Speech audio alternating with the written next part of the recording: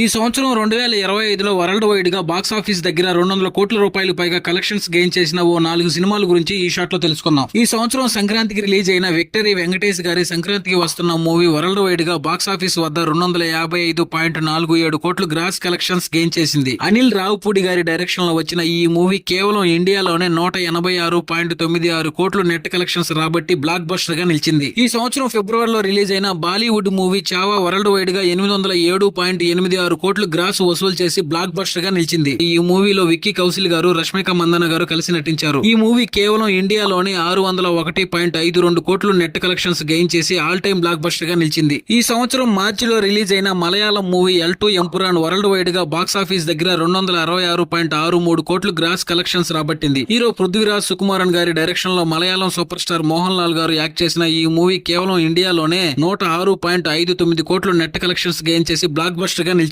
Recent గా April లో release అయిన తమిళ స్టార్ హీరో అజిత్ గారి good bad ugly movie world wide గా 238.50 కోట్లు గ్రాస్ కలెక్షన్స్ గెయిన్ చేసింది. ఈ మూవీ కేవలం ఇండియాలోనే 149.16 కోట్లు నెట్ కలెక్షన్స్ గెయిన్ చేసి బ్లాక్ బస్టర్ గా నిలిచింది.